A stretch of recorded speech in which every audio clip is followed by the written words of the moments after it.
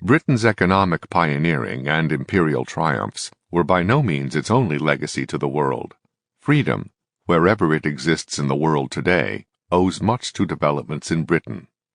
These include not only the historic evolution of a free society in the United Kingdom itself, providing political models and legal precedents for other free societies around the world, but also Britain's key role in destroying the international slave trade in the 19th century and its crucial role when the survival of freedom in the world was threatened in the early and dark days of World War II. Freedom was by no means a constant throughout British history, nor did it grow smoothly over time.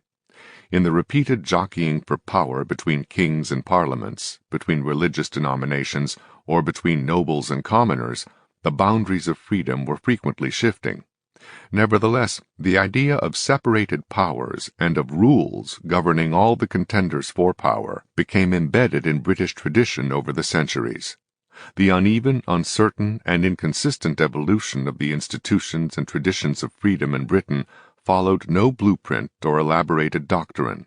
Its pattern is more discernible in retrospect than among those living through those historic centuries, preoccupied with fierce rivalries between dynasties, churches, courts contending among themselves for jurisdiction, foreign wars, and the enduring and bitter battles at home between Parliament and monarchs.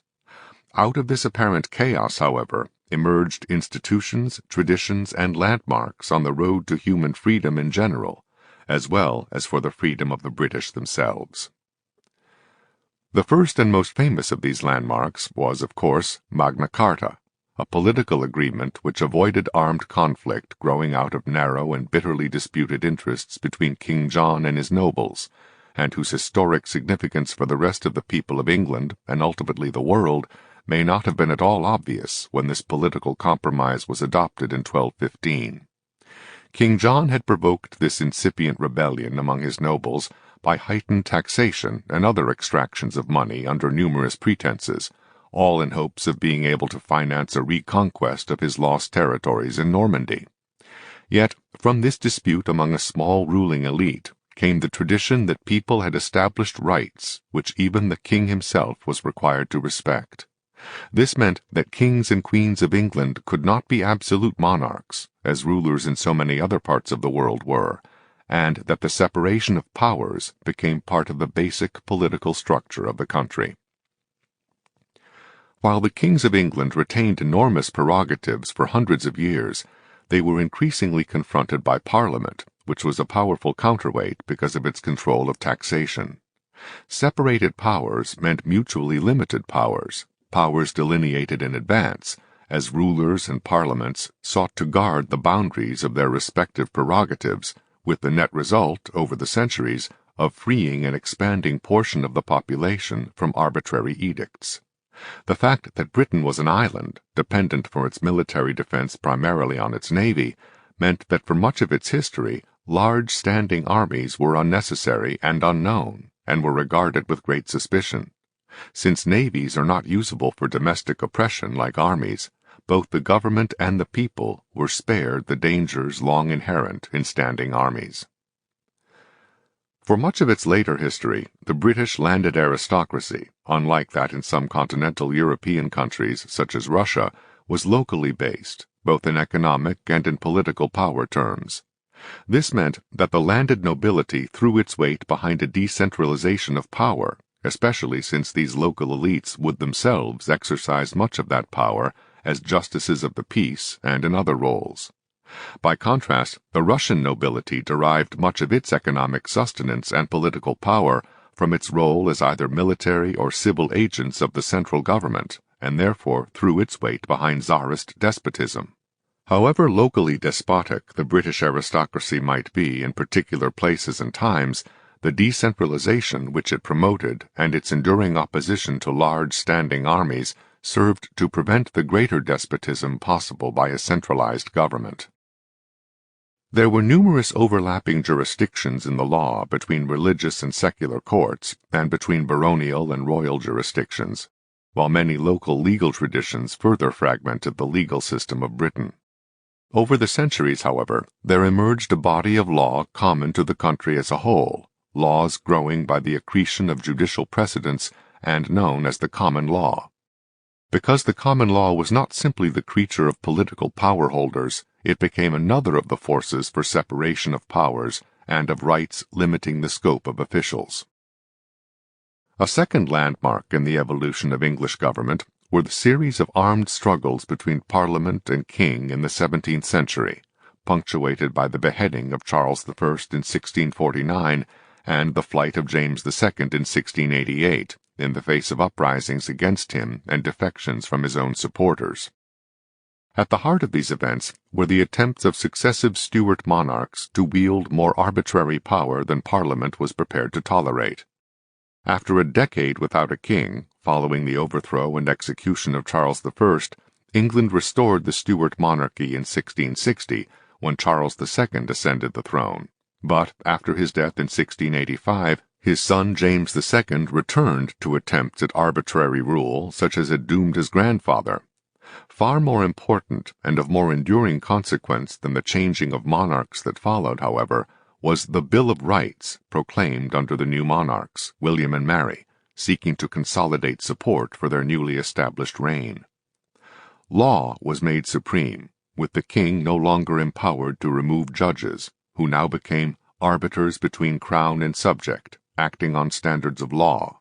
While an independent judiciary had been the ideal before, what made it revolutionary now was that it became a reality when judges' appointments could no longer be revoked except for misconduct, and that could be done only by Parliament, which was itself removable by the electorate.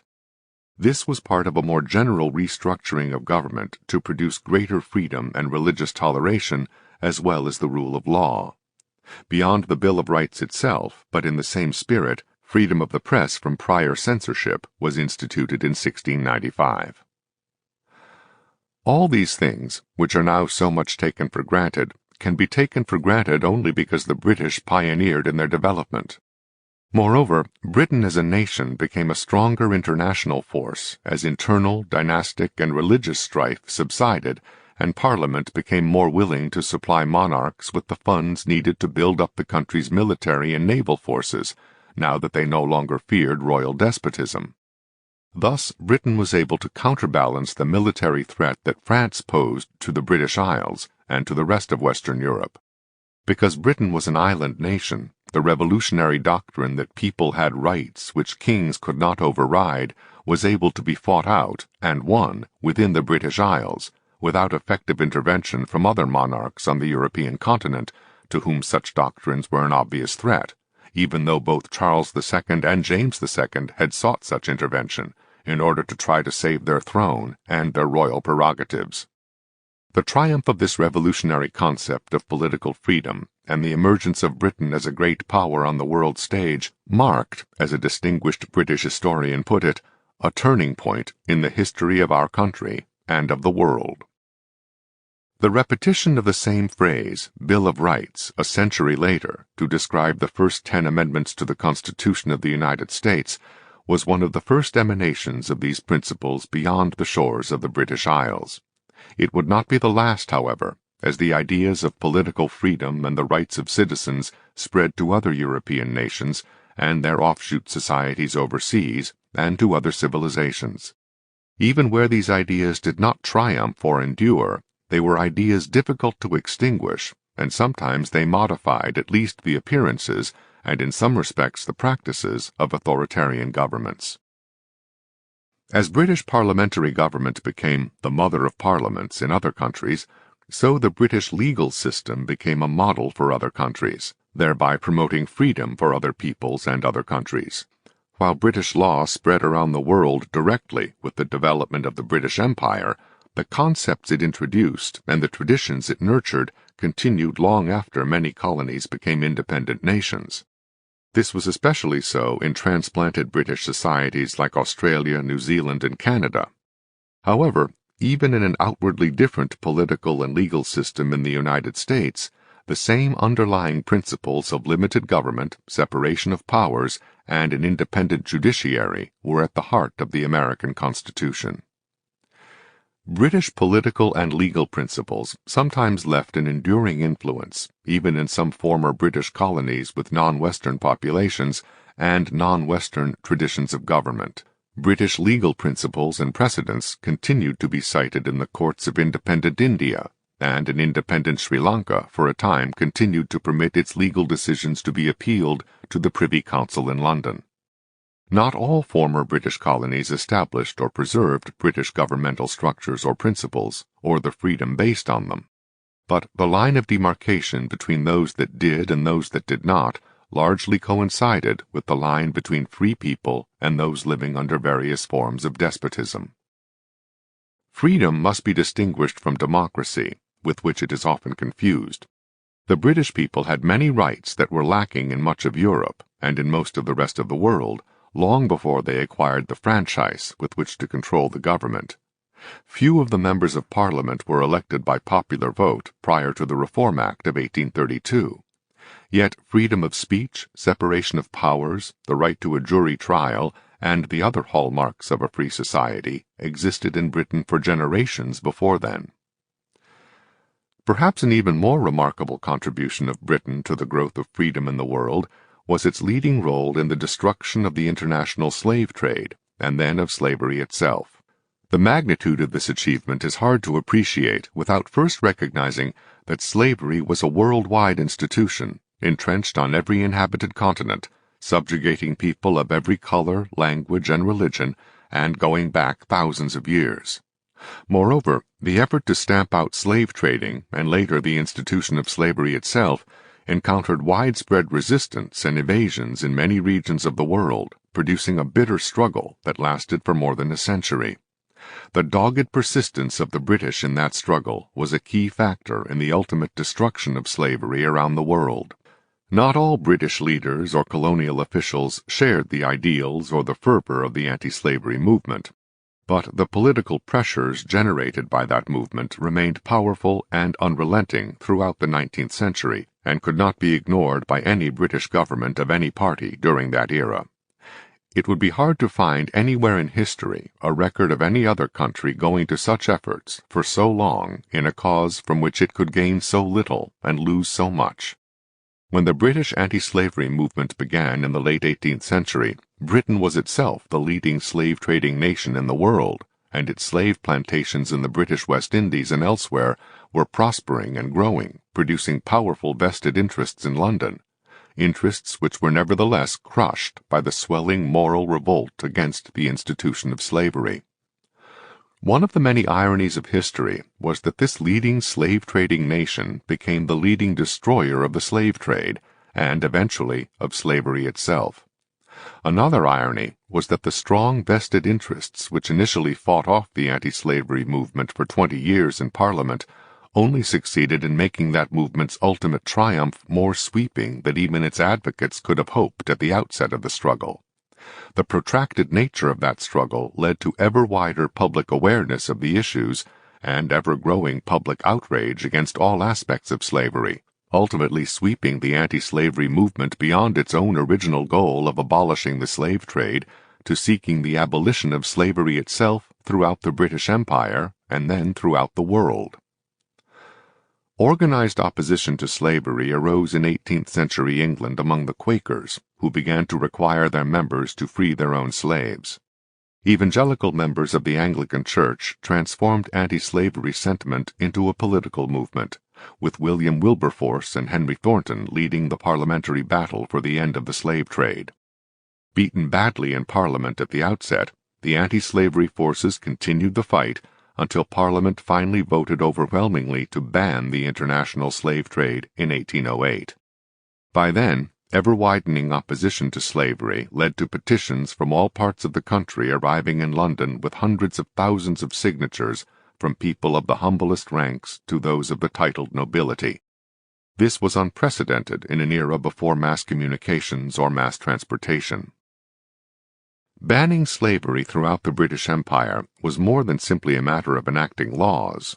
Since slaves were legally property, their owners had to be compensated for their emancipation, and that cost the British government £20 million, a huge sum in the 19th century, when the pound sterling was of far greater value than today. Even this was not the full cost of the anti-slavery crusade, however, for the British attack on slavery was not limited to banning it for Britons, but sought to stop other nations from engaging in the slave trade as well. Through political influence, economic bribes, and military threats, Britain was able to gain the acquiescence of many, though not all, nations to its boarding of their vessels on the high seas to search for slaves. Where slaves were found, they were freed, and the vessels confiscated. Powerful nations such as France would not submit to British pressure, and slave traders of various nationalities began to fly the French flag, with or without French permission, to avoid being boarded by the British. However, after the anti-slavery movement spread to France itself, the French then followed the British in abolishing slavery and in using their navy to patrol the seas in search of slave-carrying ships. After the American Civil War, the U.S. Navy also joined the anti-slave patrols in the Atlantic. Eventually, the anti-slavery crusade took root in the moral consciousness of European civilization as a whole, even in despotic countries such as Tsarist Russia, which stamped out the slave trade in Central Asia. The world dominance of Great Britain enabled it to impose its anti-slavery edicts on many other sovereign nations. Even while fighting a major war against Napoleon, Britain kept some of its navy on patrol off the African coast to intercept slave ships. Nor did it always confine itself to naval actions near Africa. In 1849, the British Navy struck at Brazil's slave ships in Brazilian waters. In 1849 and 1850, the British government took drastic action against the slave merchants in Brazilian territorial waters, in complete disregard of Brazilian sovereignty, with the intention of wresting a commitment from the Brazilian government to pass an effective anti-slave trade law and see to its enforcement. Thoroughly humiliated by British incursions into the harbors of the empire and their seizure and destruction of Brazilian slave ships, even within Brazilian territorial waters, faced with threats to the legal shipping of the empire, with military conflict, and even a blockade of Brazilian ports, the government of the empire was compelled in July 1850 to accede to British demands in exchange for a promise to suspend the naval attacks. Similar naval efforts at intercepting the slave trade from East Africa were carried on by the British for decades. The Arab and Indian slave traders in the Indian Ocean, the Red Sea, and the Persian Gulf responded like their European counterparts in the Atlantic by using smaller, sleeker craft designed to outrun or evade naval vessels. Moreover, Middle Eastern slave traders using smaller vessels were often able to sail in coastal waters too shallow for British warships. Although the East African slave trade had been surpassed by that of West Africa, it was by no means negligible. Well over 1 million human beings were shipped out of Africa as slaves in the 19th century from ports on the Indian Ocean or the Red Sea. British naval vessels, scattered over vast expanses of open water, could capture only a small fraction of the ships carrying slaves, often hidden among ordinary merchandise, rather than constituting the main cargo, as in the Atlantic. But the British Navy could impose risks and costs on slave traders, at sea and in ports, the cumulative effect of which was to reduce the traffic. In the Atlantic slave trade as well, the reduction in the number of slaves shipped from Africa to the Western Hemisphere was slight in the early decades of the 19th century, but unrelenting efforts at interception on the high seas over the years eventually destroyed the Atlantic slave trade by about 1860. By this time, the slave trade across the Sahara was also drastically reduced, partly as a result of a ban by the Ottoman Empire in 1857 under pressure from Britain. Gradually, grudging and piecemeal concessions by the Ottoman Empire reduced the importation of slaves from Africa, though much smuggling of black slaves continued, and the importation of white slaves from the Caucasus region continued to flourish. At one point, the British threatened to send warships into the Mediterranean to inspect Turkish ships and punish those found to be carrying slaves, if the Ottoman Empire did not do a better job of policing the slave trade itself. Aggressive British actions elsewhere in the world meant that this was not an idle threat.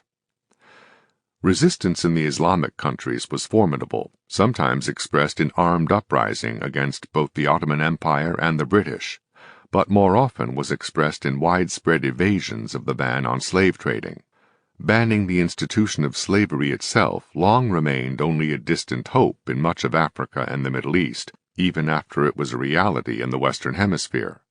Before the end of the 19th century, slavery was abolished throughout the Western Hemisphere, and the spread of European colonies and spheres of influence in Africa in the late 19th century meant that slavery was coming under increasing pressure there as well.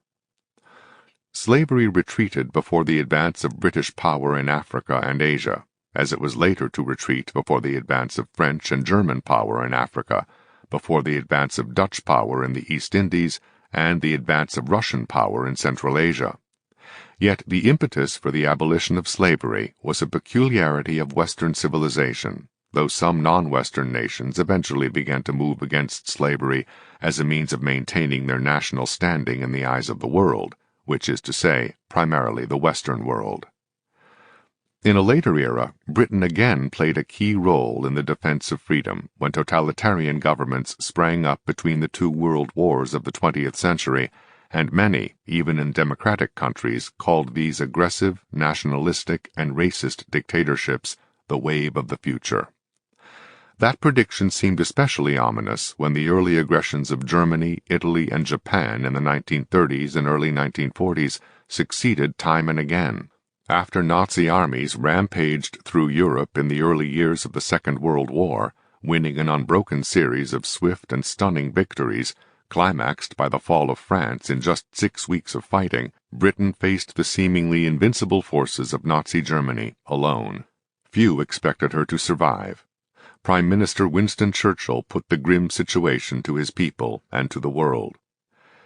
The whole fury and might of the enemy must very soon be turned on us. Hitler knows that he will have to break us in this island or lose the war. If we can stand up to him, all Europe may be free, and the life of the world may move forward into broad, sunlit uplands. But if we fail, then the whole world, including the United States, including all that we have known and cared for, will sink into the abyss of a new dark age, made more sinister and perhaps more protracted by the lights of perverted science. Let us therefore brace ourselves to our duties, and so bear ourselves that, if the British Empire and its Commonwealth last for 1,000 years, men will still say, this was their finest hour. As Churchill predicted, the full might and fury of the Nazis were turned on Britain. The dreaded massive bombing of the Luftwaffe, which had terrorized other nations into surrender, failed to break the British. Hitler was stopped for the first time. Britain, though lacking the military forces to launch a major counterattack, nevertheless stalled the Nazi timetable of conquest, thus buying time, not only for itself, but also for an almost completely disarmed United States to begin preparing itself militarily for the ordeal ahead. Many nations, forces, and events contributed to the final victory over Germany and Japan, but what made it all possible was that Britain withstood the fire and blast of war and refused to surrender, even when the situation looked hopeless. It was indeed their finest hour. Freedom survives in the world today because of it.